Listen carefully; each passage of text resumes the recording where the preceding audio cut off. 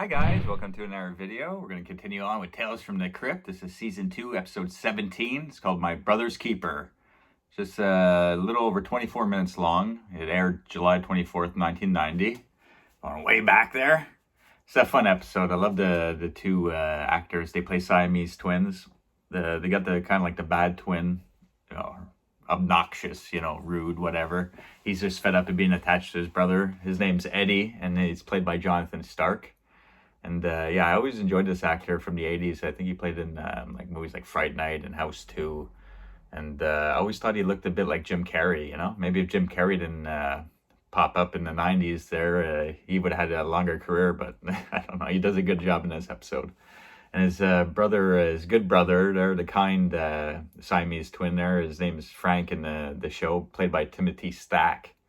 I always thought it was funny how similar their last names are, Stark and Stack. I don't know if that had anything to do with them playing these twins, but anyways, they kind of look similar, but they're not really twins. It's directed by Peter S.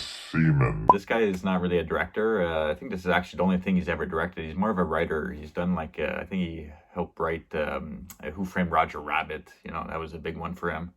And Doc Hollywood with Michael J. Fox there. So yeah, he's more of a writer. He's a good, decent writer, and he does a good job with this episode. It has good humor, and it's a weird, fun episode for 24 minutes there. So yeah, at the beginning we see just these two guys driving in the car, going to a bar or some type of gathering at a bar or whatever, and they're discussing the operation and everything. The mean brother Eddie, he's just fed up. He can't take it anymore. He wants to be free. But the good brother, he thinks it's just too risky and everything, So they get to the party, and they get out the same side of the car. They had to do a cut because I guess they couldn't film it properly with him like hopping over the middle section of the car there where the drive shaft is and everything. So they have him stop in front of the mansion, or the bar, sorry. And then the next shot is from the passenger side of the car, and they're both from their feet. So you see both 4 feet coming out at the same time. And this is where you see that they're really, connected. They're connected by the hip. So yeah, they're dressed in decent suits. So it looks like they have money somehow. It doesn't go into any backstory though. And so they go to the bar, and they sit at the bar there, and the good brother doesn't really like to drink, but Eddie, he's always drinking. But when he drinks, the other brother feels the effects too, because they're connected.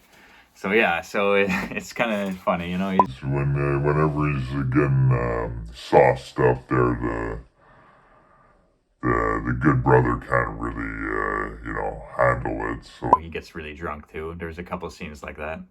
But while they're sitting at the bar, the good brother Frank, he starts talking to a nice woman next to him, because they're both reading, and they're like, we both come to a bar reading a book, and then you got the other brother Eddie on the other side. He's doing his weird gestures towards women, and he's trying to flirt with girls, and he gets a girl to dance with him. So he's like, come on brother, we're gonna go dance. And so the good brother follows them and takes the girl that he was talking to. Her name's Marie in the show. And they start dancing, and then they're like, oh, you do all the same moves, why, she's like wondering why they're always like kind of like really stuck together, and she doesn't realize at the moment. And then he does some type of move, and she goes in the middle of them, and she gets like fucking stuck where they're connected, and it freaks her out. It freaks the other girl out that Eddie was dancing with. So everyone's like staring at them at the bar, and the mean brother's like, see, we're freaks, man. We got to do this operation, So they go to see a doctor about it. Some goofy ass doctor, played goofy. It's just a funny little scene with the doctor. He's being goofy, and he's got this like kind of like Austrian accent, and he's wearing goofy glasses. And he's like, yes, we can do it. You have 50-50 chance to live, and because we have to. It's a very dicey situation. We got to cut near an artery and everything. And the good brother's like, man, there's 50 chance we can die, And the Mean Brother's like, no, there's 50% chance we could live, you know, we could be free, you know, enough of this stuff. But we find out like the Good Brother is kind of like doesn't want to sign because he thinks he might be lonely in the end. So, you know, the Mean Brother is just fed up, you know, he stopped shaving, he stopped showering, you know, and yeah, it's weird though. In the episode, his phone, you know, their phone rings and it's Marie, you know, but there was no sign of him passing her his number when she left the bar and everything. So at this point, it's like, how did you know, she get his number and everything? But she's like, oh, I apologize for how I acted, you know, and you know, I'd like to maybe try again, you know, and whatever. So she wants to see him again for another date. So yeah, I thought that was a bit weird at first, but then we find out that actually she's conning the Good Brother because Eddie's kind of like trying to, you know, pay her off and show the Good Brother that he could be happy with a woman and not be lonely or whatever, you know. So yeah, I guess it's a mean thing to do. But she actually falls for the brother, and she's like, you know, she tells him, no, it was don't sign the paper. It's too dangerous. I don't want chance losing you. And she's like, you know, she tells him that it was all like a setup, and Eddie was, you know, paid me to con you into signing the paper and everything. So he's like, oh, you know, they're hugging, and the Mean Brother's furious, you know, and you see him reaching for a knife. When I watched this one when I was younger, like I watched it so much, but I haven't watched this one in like 10 years. So I thought he was gonna go and cut, you know, their connection at the end.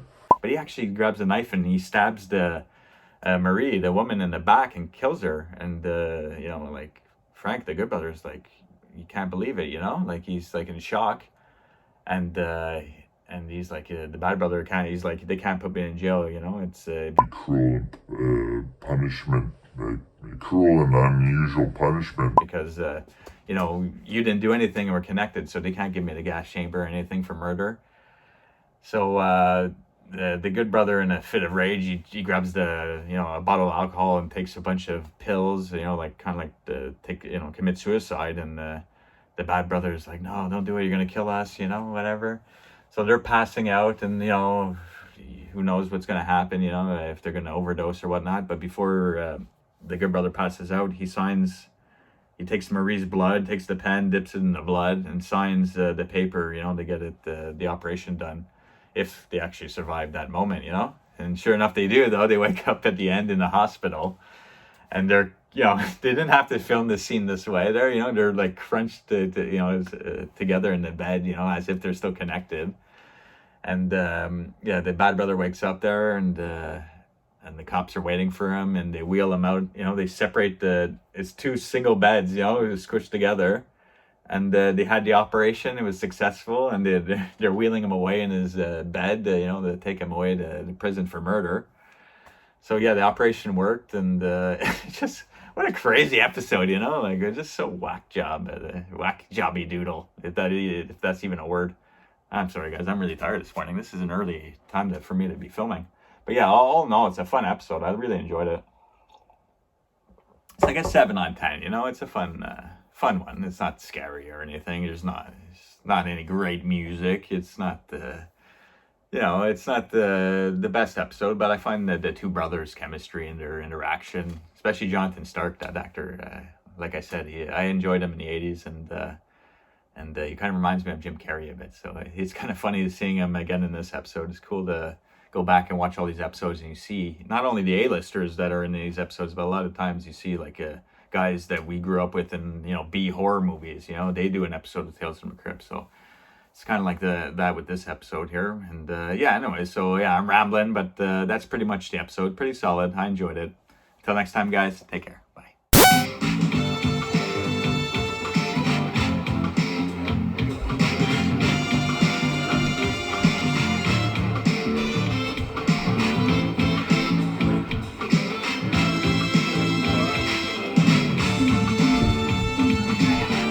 You got a lot of nerve showing your face around here, Hauser. Look who's talking. Good day.